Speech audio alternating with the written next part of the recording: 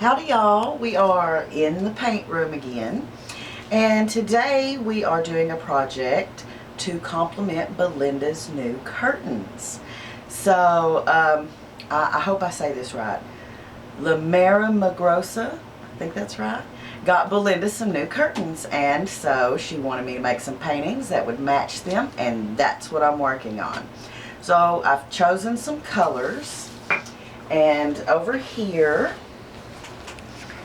we have all the colors in a particular order, and I'm going to tell you the names of them. This one is called Toasted Marshmallow, and this one is a custom color. It is some red and some brown and a berry, I think it was a berry color mixed together. And this color here is a maroon, and this black is called sequin black. It's a really ultra shiny black. And then we've got fire engine red, and I think this one is holiday red. And the second really light color is called antique parchment, and this shade is a flash color, and it's supposed to flash between black and gold. And the final color is called Inca Gold. It is a metallic color. And of course I got a little pre-mixed black to put in there with it. So over here I have approximately 2 ounces of all of those colors I just told you in that particular order, because I'm going to do 2 paintings to complement this painting. Now this is a painting that my husband Slim did with all of those colors in that particular order.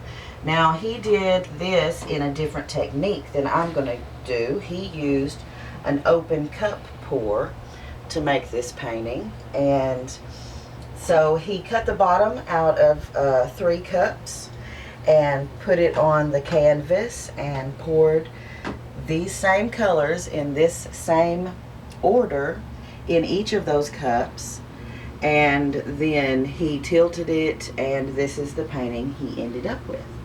So I'm going to do 2 paintings that are going to complement this. I'm going to use the same colors in the same order, but a different technique. I'm going to use a strainer and pour the paint through the strainer. So over here I have my little setup here. This is one of the canvases that I'm going to use, one of the narrow canvases. And I am going to pour all the paint through this little strainer here. I think maybe I need to adjust it just a bit. There we go. Okay, so I'm going to start with the pre-mixed black.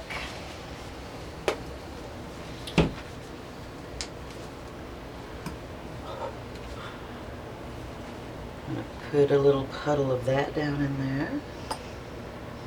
That kind of got away from me a little bit. Okay. Now I'm going to try and go through these colors 3 times. So I'm going to try and pour 1/3 of the paint in here. I think that's about right. So I'm just kind of guesstimating 1/3. And I have over there in the cups with the lids in reserve this same amount of paint to do my next painting. So I'm hoping, even though this is really random, that doing it in the same order with the same colors will produce a similar pattern. And it's going to be way different than Slim's painting, but since it's in the same colors and patterns, I'm hoping they will complement each other.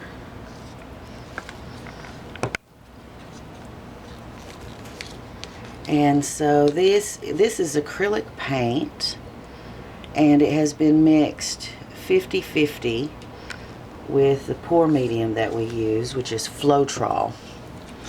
And then after that I added water until I got it kind of thin, because the last few strainer pour paintings that I did were very slow, and I wanted them to pour out of the strainer better. So I decided to thin it down a little bit with some water.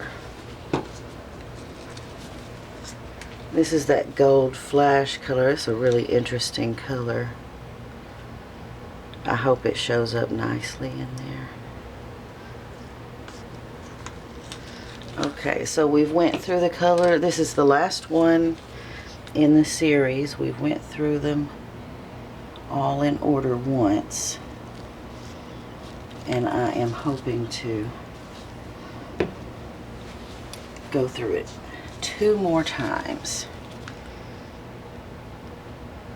Now when I get finished with this, I don't know if I'm going to tilt it or just kind of try to leave some negative space showing, some black canvas showing a little bit, or if I'm going to try and cover the entire canvas and really spread it out.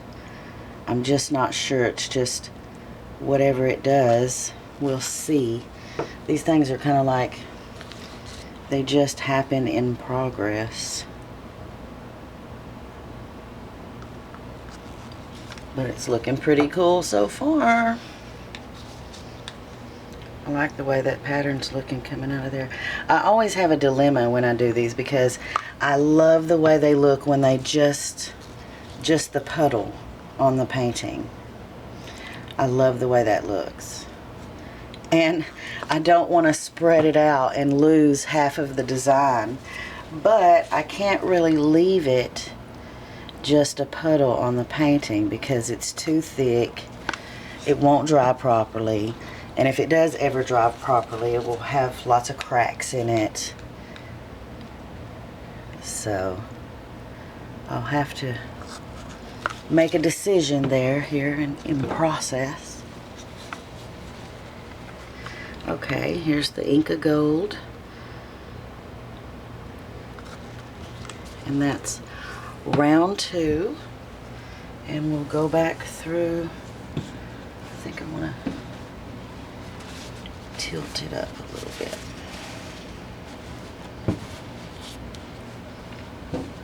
I'm just kind of tucking a little paper towel under the edge here so it will maybe flow the other way as well a little bit. Okay.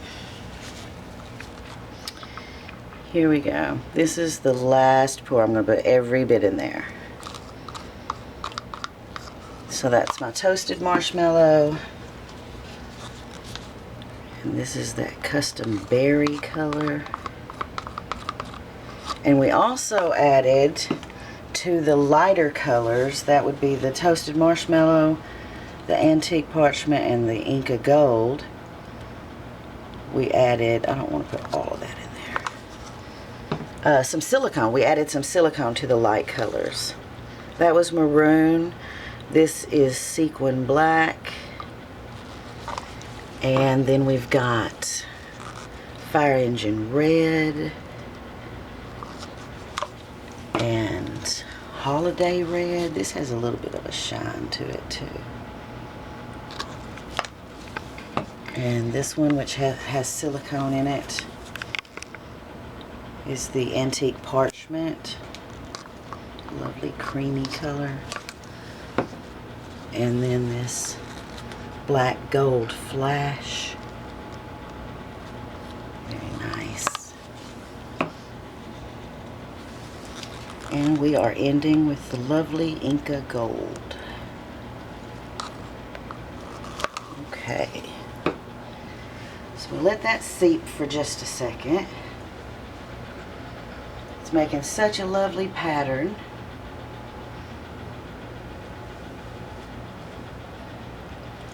Let me take the strainer off. I've got a saucer here. I'm going to carefully lift the strainer onto the saucer. Now I'm going to remove my little rigging here. And I'm going to put some black paint around the edge of the puddle to help it pour.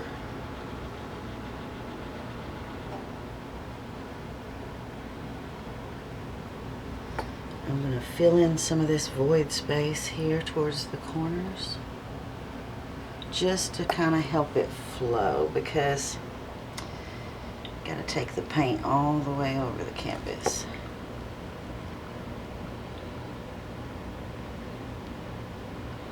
And it gets a little tricky at the corner sometimes. Get this other corner.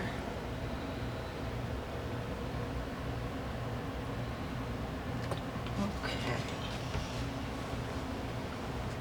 Alright, now here comes the moment of truth, you guys. Although I love this pattern, I've got to tilt it and get some of the paint off. So let's just see what happens.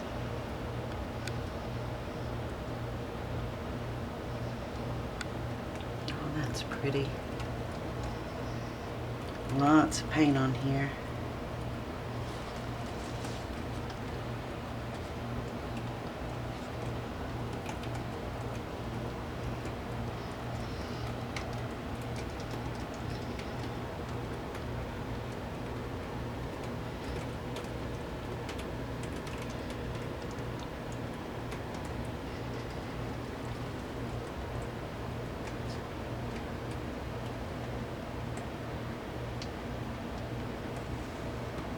Okay, there we go. Now, I'm going to quickly take my little blowtorch over here, and I'm going to try and activate some cells. They're just so cool to watch them pop. The painting that Slim did also had lots of cell development because of the silicone oil. So I wanted to be sure and do this to my paintings too, because it will give them that similar feel and texture. It makes a whole lot of, I just love it. It gives it a real busy, full feel to the painting. Like every little void spot there you can kind of hit with the torch and it will blossom some of these little cells.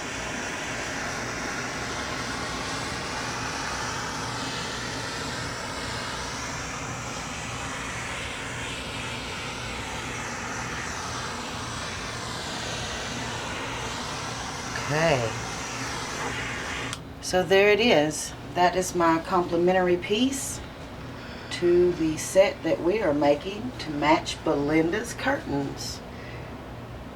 And I'm going to make another piece to match this one. And until then, y'all be sweet.